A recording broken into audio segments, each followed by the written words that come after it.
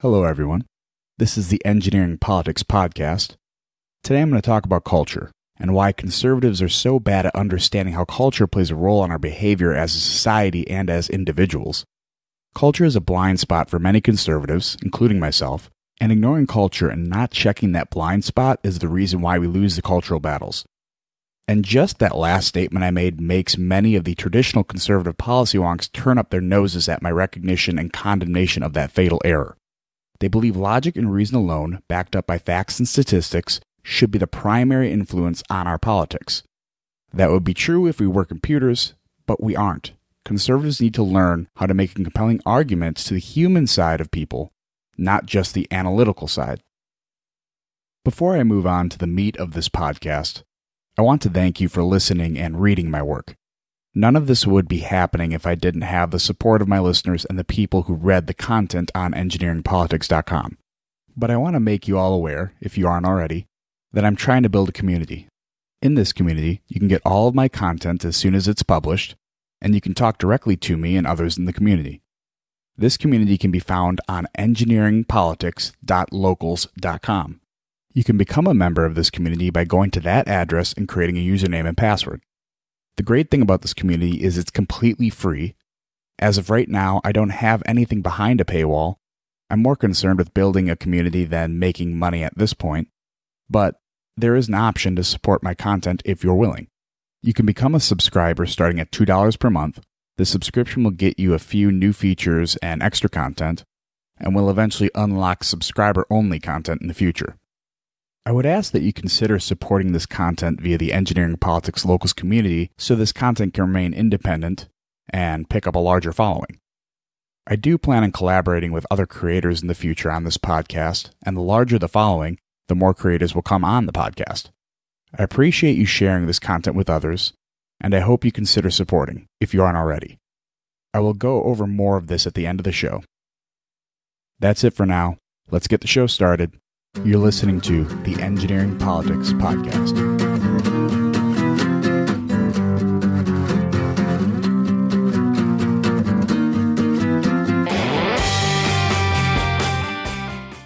Conservatives love to talk about economic policy, foreign policy, and every data point they can cite.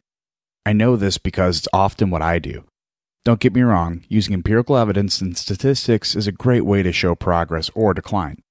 Proving your case without data does make your case weaker in many instances, but this should not come at the expense of social appeal. This is what the American left is so good at, appealing to the human element instead of the computational element. Too often does the American right, especially conservatives, stick their noses up at arguments that lack sufficient statistical backing. The left is much better at winning the culture war, which is why they hold so much influence in politics.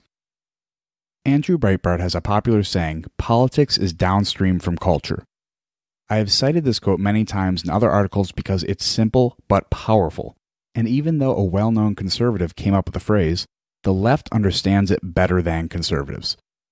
Culture is a collection of social norms, habits, and traditions of a group of people. Politics is a set of positions associated with the governance of a population. Politics and culture directly affect each other, but the influence normally travels in one direction, as Breitbart explained. When forced in the other direction, politics influencing culture, the battle often ends in the opposite outcomes the political activity intended. This is why the battle for the culture is so important to politicians.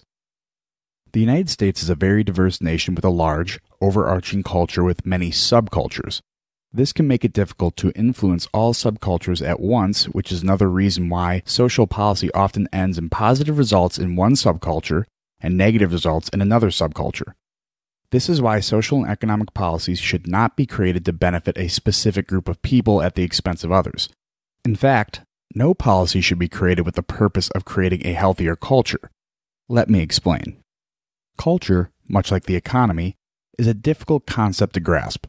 It's non-tangible, invisible directly, and manifests in behavior of the people within it and can be traded with other cultures. Traditions from one culture can be adopted by another. This is often called cultural appropriation, which is often seen as a pejorative term. The modern-day left weaponizes this idea to lift some cultures and highlight how appropriating them is some form of oppression. but can also be seen as them trying to gain votes. The American right rejects the concept of cultural appropriation as a pejorative because they see it as paying the ultimate respect from one culture to another to adopt traditions they find useful or fulfilling. The mirror image of cultural appropriation is cultural preservation. This is refusing to tolerate cultural traditions outside of one's own culture. This is more common with the right because they recognize there are good and bad aspects to every culture. The left sees this as intolerant and even racist in some cases because they believe culture can be directly linked to race. Although culture can be seen as traditions by a group of people who typically look the same, race has no influence on culture unless you believe there are biological causes to this link. In some cases, there might be a link between biology and culture. For example, some ethnicities digest certain foods better than others, which causes certain types of foods and dishes to become tradition in their culture, but we don't find biological links like this very often. So, even though culture has no direct link to race, but more indirect, culture is still the driving force of any society and therefore is a very strong political tool. The left has almost a complete monopoly on culture. They are disproportionately represented in media, entertainment, and education, which are all strong influences on the culture. The right has long fought this battle by pointing out how these institutions have a strong liberal bias, but they have almost done nothing to engage with these institutions or to create their own until recently. The right has found a stronghold in talk radio and podcasting, but aren't largely represented outside of Fox News on cable television. Any columnist who expresses right-of-center views or analysis in any major publication like the New York Times or Washington Post is often torn apart or mischaracterized by the same publication they were published in. The right has again fought this by creating their own publications like the Daily Wire or The Blaze, but then labeled as an extremely biased and damaging to the public discourse site by media evaluators who also claim CNN and MSNBC as fair interpreters of the news. Closeted right-wingers in Hollywood and media are too afraid to come out as non-progressive for the fear of losing out on future opportunities. Dave Rubin, a popular commentator of the culture and host of The Rubin Report, had a conversation with political analyst Rod Smith on how it's harder to come out as a conservative than it is to come out as gay. Dave talks more about this phenomenon in his new book, Don't Burn This Book, a New York Times bestseller.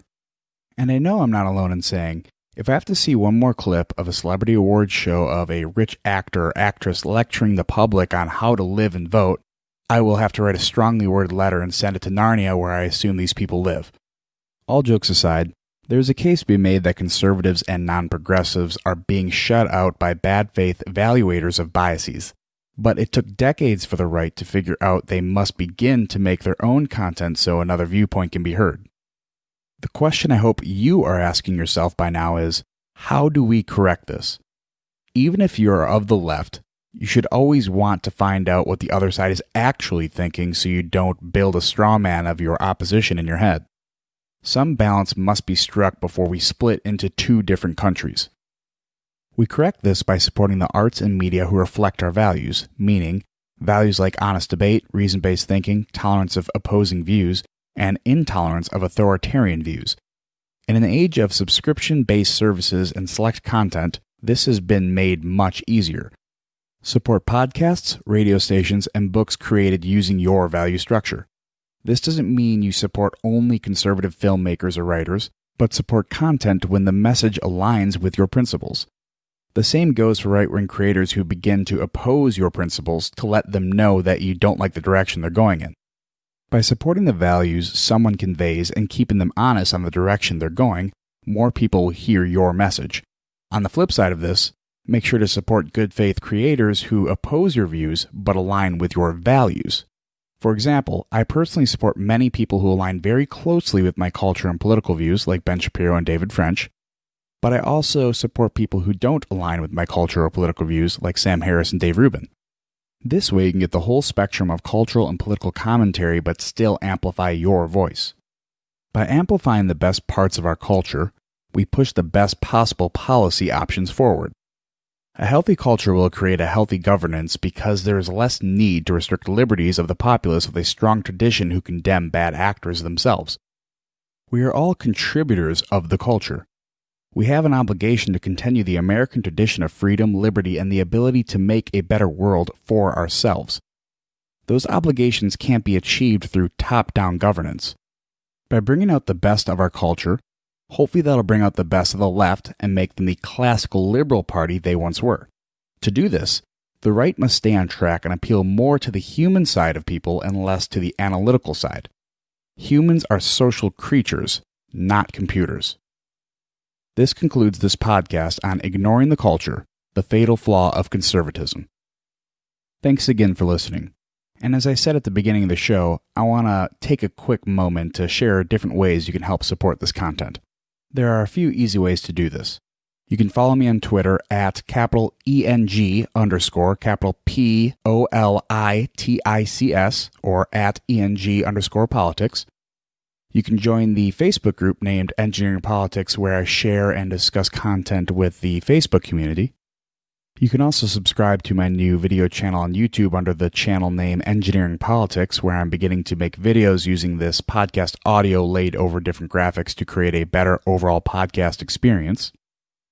I'm also active on ThinkSpot, which is a discourse-generating application that promotes intelligent and honest conversations while discouraging trolling and nonsense found on most social media platforms. You can find all of my podcasts and videos there as well.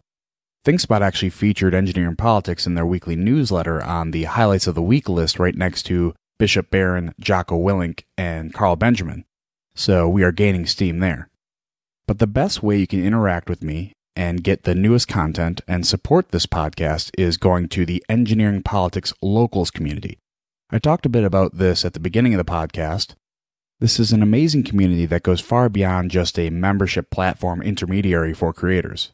It allows followers of this content to get together and discuss the newest articles, podcasts, and videos in one place. It's also a great place to find other creators. I strongly urge you to join the Engineering Politics Locals community at engineeringpolitics.locals.com. You can become a member for free, but I would love to have your support with your subscriptions so this content can remain independent and keep growing.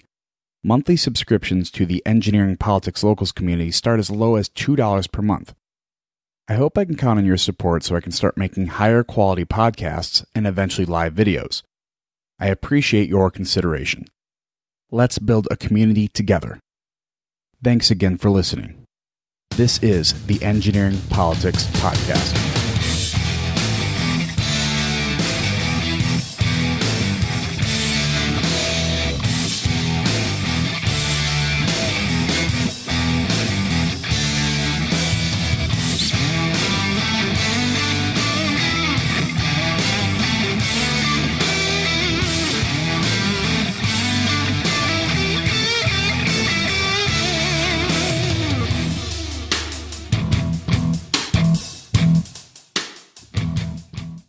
None of the persons, podcasts, books, or other references other than engineering politics used in this work directly reflect my ideas and/or personal beliefs, nor should they be held accountable for anything said during this podcast.